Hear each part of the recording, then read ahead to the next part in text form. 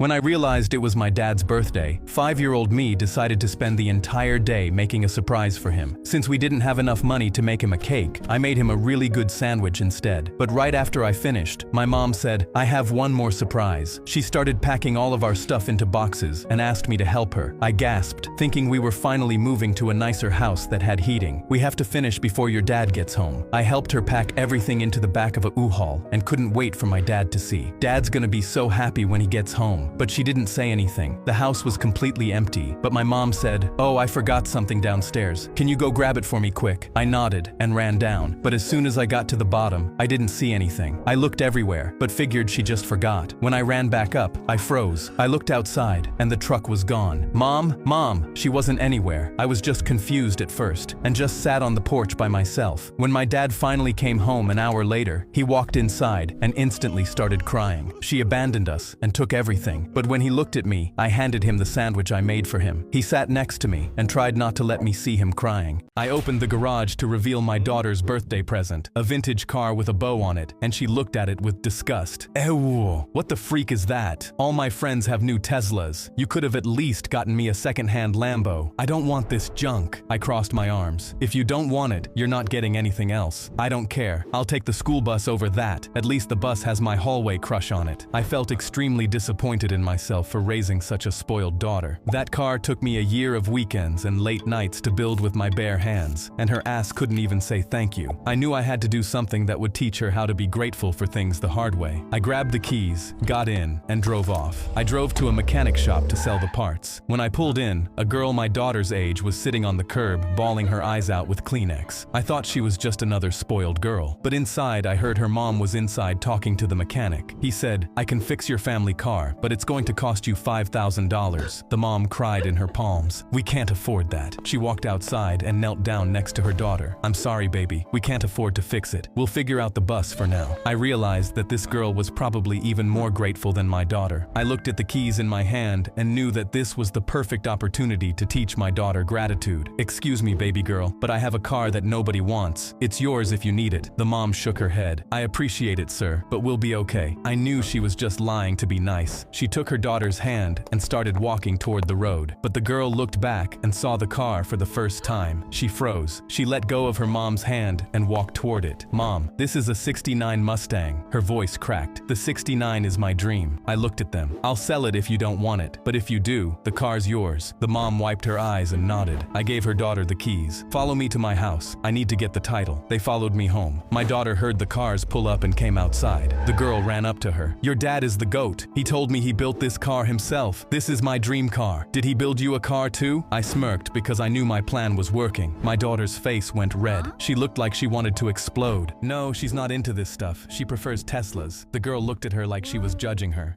Okay, lol. I was babysitting for the richest family in LA when the mom called, "Grab my daughter and run to the safe room, now." And before I could ask anything, the front door slammed open. Her mom was still on the phone. "The safe room is hidden in the living room. Pull the red book on the shelf. Do not come out until I call you again." I grabbed Emily and yanked the red book. The shelf swung open, and I pulled Emily inside with no idea of what would happen next. The window was a one-way glass, so I could see them, but they couldn't see us. I put an index finger over my lips. "Shh." She nodded silently. 3 men sneaked in wearing all black, eyes darting around the room. The mom texted, "Keep silent, or they will kill you both." They went through every drawer, while a man peered into the watch collection worth thousands of dollars and didn't take a thing. Whatever they'd broken in for, it wasn't money. Then his hand slid along our bookshelf, searching for a hidden lever. I put my hand over Emily's mouth and held my breath until it moved on. Then the man stopped dead in the hallway, and he whispered, "Layla." He searched the room desperately. "Layla, baby, where are you?" I froze in confusion. Who were they looking for? Emily's head came off my chest, and she whispered, "Daddy?" My phone lit up again. "Do not open that door." I pressed my face to the glass, and the man searching for her was crying. Emily started screaming, "Daddy, we're in here!" and clawing at the door. She tugged on my sleeve. "Open it, please!" I pulled the latch, and Emily ran into his arms. The man dropped to his knees and held her. "Layla, my Layla, I've got you, I've got you." He turned to me and put his hand on my shoulder. "This family kidnapped Layla a year ago and carried her across the state. I've been looking for her ever since." I gasped. That safe room was never built to keep danger out. It was built to keep Layla in. I was walking on the beach when I saw an elderly couple screaming and pointing at the ocean. I followed their hands and spotted a little boy, maybe 6, caught in the current, his arms slapping at the water as it dragged him out to sea. "Lucas! He He's drowning! Someone help him!" they cried. But the old man had only made it knee-deep before his wife pulled him back, both far too frail to reach him. There were no lifeguards, no one else but us. They screamed at me, "Can you save him? Please! He's all we have!" My heart pounded because I hadn't touched the ocean since I nearly drowned in it as a kid. But I couldn't stand there and watch Lucas die, so I ran into the waves. The water was freezing, and my whole body started shivering. The current yanked me under before I even reached him, but I fought my way back up, kicking with everything I had. My chest burned, and panic clawed at me as the harder I swam, the farther out I drifted. "Help! Help!" Lucas screamed, gasping as the waves swallowed him. So I clawed toward him and grabbed his arm, but the second I held him up, I couldn't even keep myself afloat and had no idea how I'd get him back to shore. I spotted the boats and screamed, thrashing and splashing, "Help us! We're drowning!" But they were too far and never moved. My stomach dropped. No one was coming. Then Lucas went limp in my arms, slipping under. So I shoved him above my head with everything left in me, refusing to let go, even as the water poured into my mouth and I couldn't breathe. Just as my vision went black, Lucas's weight suddenly vanished from my arms. Before I could understand what happened, a hand clamped around mine and yanked me up, breaking the surface. I gasped and coughed as someone hauled me onto a boat. "If you hadn't held that boy up over the water, we never would have spotted you all the way out here," one of them said. But beside me, Lucas lay limp, and I begged him to wake up, scared it was too late. The second we reached the sand, he coughed and spit out a mouthful of water. His grandparents crashed onto their knees and wrapped him in their arms, sobbing. Then the grandma grabbed my hand. "If you hadn't gone in, we would have lost him. You're a hero." But I looked out at the water that almost killed me and decided I'm never going to a beach again. Brad kicked my chair so hard I hit the floor. "Get up! I want coffee now!" I instantly got up, but he just laughed. "Isn't it funny that you'll be my dog forever when I'm promoted in 2 weeks?" He kept laughing, and I wanted to quit right there. But when I got home, my wife and daughter were sobbing because we got an eviction notice. 14 days to pay rent. My daughter ran up with tears in her eyes. "Daddy, are we losing our house?" "No, sweetheart, we won't, I promise." My wife's hands were shaking. "How do we pay this?" I just looked at her, clueless, but suddenly it hit me. Brad's promotion is 2 weeks away. I could take it. I do all his work already. That raise would save us. But honey, you've never had the confidence to stand up for yourself. How are you gonna do that? She was right, but I had no choice. So I Googled how to build confidence. That's when I saw the app, Gain Confidence and Leadership. This was my only chance, so I pressed download. The next morning, Brad slammed his work on my desk, but I remembered what the app taught me. I got up. "I'm not doing your work anymore." He immediately froze. I felt proud, but he just reached into his pocket and handed me a paper. "It's your new salary." I read it, and my heart stopped. "What? But I need the money. I'm getting evicted soon." He just laughed. "That's what happens when dogs forget their place." I walked back through my front door feeling awful and showed it to my wife. "We can barely buy food with this." My daughter grabbed my arm. "Daddy, are we going to a shelter now?" I thought about taking her there, and something snapped in me. I touched her face. "No, sweetie. Remember my promise." I kept doing my lessons on the app until 5 days before the eviction. The owner asked a tough question at our weekly meeting, and Brad smugly answered, "Wrong, Brad. Anyone else?" And everyone was too scared to speak up. But I answered, and they all stared in shock.